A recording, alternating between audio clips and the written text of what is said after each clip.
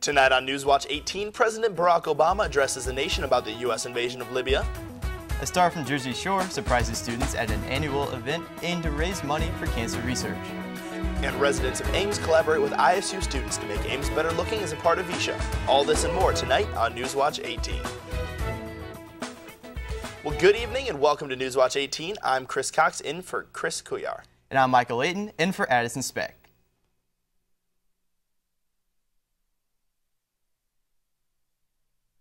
For more than 4 decades, the Libyan people have been ruled by a tyrant, Muammar Gaddafi. He has denied his people freedom, exploited their wealth, murdered opponents at home and abroad, and terrorized innocent people around the world.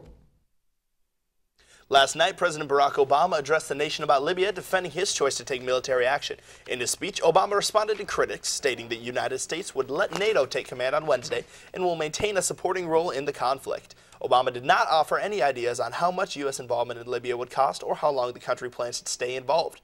Reactions have been mixed from both Republicans and Democrats, as many questions still remain about U.S. involvement in Libya. In his address, the president said he believed removing Muammar al-Gaddafi by military force would be going, quote, too far. We have an update to a story we brought you Sunday on Newswatch. A woman was hit and killed by a train Sunday morning on a Duff Avenue railroad crossing.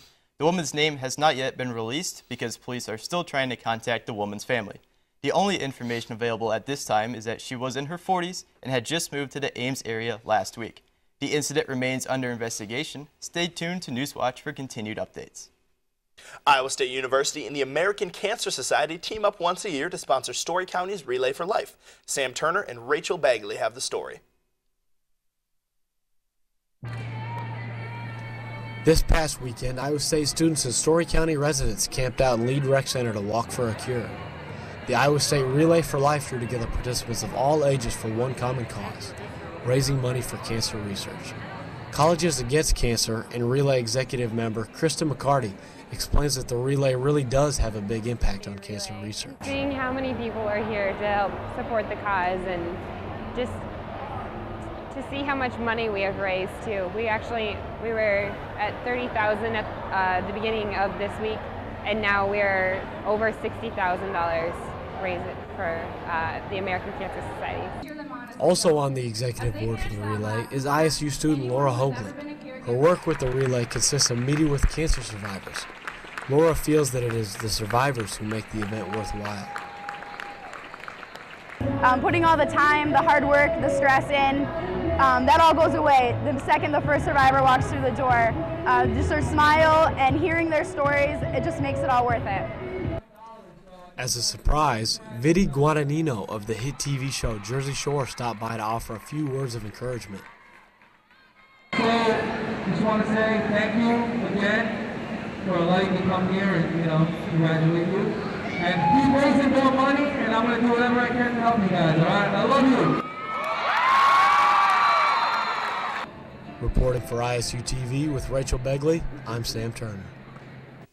The Iowa State Relay for Life is the only relay in Story County. This year's Relay for Life raised over $60,000 for the American Cancer Society. This week, students can donate blood at the semi-annual Iowa State Blood Drive. The blood drive is held for 1 week during the spring and fall semesters. The drive benefits 4 different blood organizations from across the country and is distributed throughout the organization's local communities. If you would like to donate blood, you can do so at the Great Hall in the Memorial Union through Thursday from 10 a.m. to 5 p.m. each day.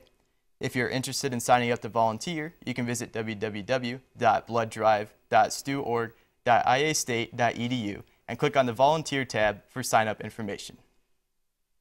After breaking the biggest game of knockout record early in March, the VISHA committee is holding numerous events across campus in the city of Ames leading up to VISHA week from April 11th through the 17th. Andrew Schneider and Alexis Eichscheid take a look at VISHA Service Day.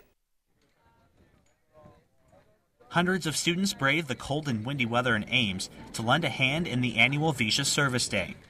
The event brings students together to help clean up Ames and the Iowa State campus through Stash the Trash. Last year we had over 900, but this year we have like over thousands of people, 1,000 people that signed up, and so I think we're going to have a pretty good turnout this year. We're hoping for about 1,200. Volunteers swept and picked up garbage in Campus Town. chipped away at the gum on sidewalks and cleaned up the streets and lawns in various locations across Ames. We'll have people all around the community picking up trash, so they can go to whatever area they want to pick up, in their own neighborhood, along the major roadways, in the parks. So they just get to kind of pick wherever they want to go, and then they go out and pick up trash and bring it back to Ryman Gardens. Students and Visha staff feel that keeping Ames and the ISU campus clean is important to make Iowa State the place to be for new students, and they feel like it's a great opportunity to give back. Yeah, I mean, it's very important. That's what brings in people like prospect students. Even with wrestling, it helps give us a good name to get out there and help get involved with the community. I think it's important to take pride in the community because we're all part of this community together. So students and residents are able to work side by side to pick up trash and to make our community look better and be more inviting to guests and other residents. For ISU TV with Alexis Eichscheid, I'm Andrew Schneider. Stay tuned to ISU TV before, during, and after Visha Week for the latest updates and the best stories from Visha 2011. The moderator and managing editor of the Washington Week and senior correspondent for PBS NewsHour, Gwen Ifill, will visit Iowa State University on Thursday. As part of her visit, Ifill will present a public lecture titled Politics, Policy, and the Reality of Leadership at 7:30 p.m. in the sunroom of Memorial Union. Following this public presentation, she will sign copies of her 2009 book, The Breakthrough, Politics and Race in the Age of Obama. Well, joining us here at the desk, Aaron Bauer with sports. Aaron, what's happening? Well, the tennis team, Iowa State tennis team, broke a record dating back 14 years, and the football team picked up a recruit the other day. We'll have all those stories and more. You're watching Newswatch 18. Perfect. What's for breakfast? Guten Tag! Johannes Brahms! I bring you arts-enriched Raisinblams, fortified with increased test scores and creative problem-solving skills. It's good! And good for you. Bobby? Susie? Don't worry, that's just the power of the arts! Feed your kids the arts. For 10 simple ways to learn how, visit AmericansForTheArts.org. Welcome back to Newswatch 18. The Iowa State softball team has a very important week ahead of them. The Cyclones will battle 3 different teams in only 4 days. It all begins tomorrow afternoon as Iowa State travels to Northern Iowa. And then Thursday, the Cyclones host a makeup doubleheader against Creighton. And then they must travel down to College Station, Texas for a weekend series against number 21, Texas A&M. Tomorrow, the Cyclones look for their 16th win of the season. First pitch between the Panthers and your Cyclones is scheduled for 4 p.m. in Cedar Falls. The Cyclone tennis team will look to keep building on some momentum as they host Kansas this Friday. Iowa State is coming off its first conference road match victory since 1997. Senior Erin Coronas continues to lead the Cyclones, picking up her 3rd straight victory as #1 single. The Cyclones look to make it 2 in a row this Friday when they host Kansas at 2:30. And Iowa State senior Kelsey Bolte has been recognized as honorable mention All-American by the Associated Press. She is the 7th player in school history to receive the honor. Bolte averaged 16.9 points per game and ranked among the nation's leaders in free throw percentage, 3-point field goal percentage, and points per game. Bolte was a unanimous first-team All-Big 12 selection and led the Cyclones to a bid in the NCAA tournament. Finally, the Cyclone football team picked up another recruit, 6'3", 302-pound defensive tackle Henry Simon signed a national letter of intent to play for ISU. Simon will join the team for spring practice in August. And now on Newswatch, let's go over to the weather desk with Rachel. Well, we're still holding on to those stubborn clouds for the 2nd day in a row. If you're looking for a warm-up, it may or may not be in the forecast. Stay tuned to Newswatch 18 for your full 5-day forecast.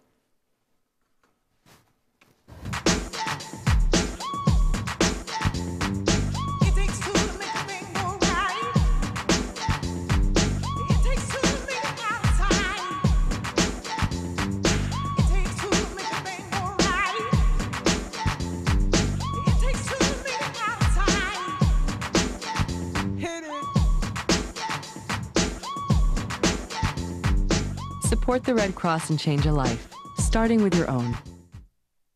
Well, we're in our 2nd day of a stubborn cloudy day, and it looks like we're actually going to hold those clouds for most of the day. Tomorrow we're starting, but by midnight we'll be around 39 degrees, down to 26 by 6 a.m., and only up to 47 degrees, where tomorrow we may see a couple peaks of the sun, but it looks to be a mostly cloudy day for tomorrow. Right now we're sitting at 39 degrees, mostly cloudy skies. Those winds are out of the east at 8 miles per hour. That's why it is so chilly. There's some temperatures off to our east that are colder than what we're seeing. Those winds are going to move those temperatures into our area. And current conditions around the state here, mostly cloudy skies for most of the state.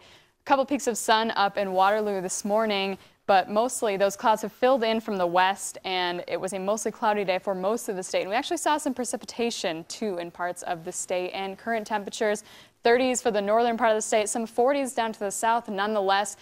Average temperature for this time of year is actually 51 degrees here in Ames, so we're well below average for this time of year. We only saw 39 degrees for the high today. And looking at National Rad radar, there is a system to our south and east that's giving some showers and thunderstorms down to the south. There was actually some severe thunderstorm warnings and tornado warnings down on the Gulf Coast. There's this pesky low pressure system that's spinning some storms off of that, and it looks like it's going to just like coast across the Gulf Coast down there. We're remaining pretty quiet. There is some snow in areas of Kansas, so it's good news if you're not a winter fan. We're actually not going to see any of that move into our area. But for tonight, we are going to see another cool night. Only 27 degrees for the low tonight, and headed into tomorrow. Looks like it's going to be another cool day. We're going to see temperatures around 47 degrees, maybe a couple peaks of sun, but looking at your week ahead, there isn't too much to look forward to. Only 54 degrees for Saturday, and that looks to be the best of the bunch. Back to you guys. Some students at ISU are enjoying an activity that involves cognitive ability, physical strength, and even some danger. Dan Tracy and Emily Bloomquist have more. Spring has finally sprung, and with the warmer temperatures, people are moving their activities outside. The water sports season is right around the corner, but if you want to find the ISU Canoe and Kayak Club, you'll need to go inside the Forker building. It's kind of people's own directive of what they want to do in the club, but also we have lots of knowledgeable people and just lots of resources to get better. Every Wednesday night and Sunday afternoon, people from Iowa State and the Ames community come here to practice in the Forker pool. At each practice, paddlers work on basic rowing, rolling while still in their kayak, and some of the more experienced kayakers try to perfect their flips and cartwheels. There's some really challenging things to learn, and the confidence you see paddlers gain as they get these skills, it's awesome. The Canoe and Kayak Club recently competed in the Missouri Whitewater Championships. The club not only competes in this class, but in various other races as well. And then there's also boater cross, which is like almost like you're fighting people on the river, trying to get around obstacles. And then the other one is like a 30-minute, just go straight down river race. For some club members, being in the water is a chance to escape from their worries on land. You become pretty close with people in the club as well.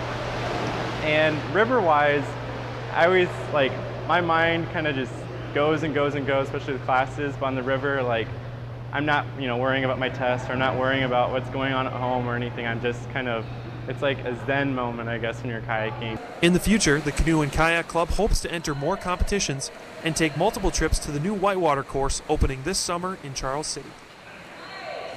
For ISU TV with Emily Bloomquist, I'm Dan Tracy. If you're interested in getting involved with the Canoe and Kayak Club, head over to their pool sessions on Wednesday nights and Sunday afternoons. French free climber Alain Robert has climbed the world's tallest structure, the 828-meter Burj Khalifa. Robert started his 2,717-foot climb at 6 in the evening yesterday and reached the top of the skyscraper at midnight. Nicknamed Spider-Man, Robert is no stranger to climbing skyscrapers. On December 25, 2004, Robert ascended Taipei 101 in Taiwan, which held the record for tallest building in the world from 2004 until 2010, when a Burj Khalifa overtook it. That's all for tonight's Newswatch edition. Join us Thursday night at 7 o'clock for more Cyclone sports, news, and weather. Have a magnificent evening.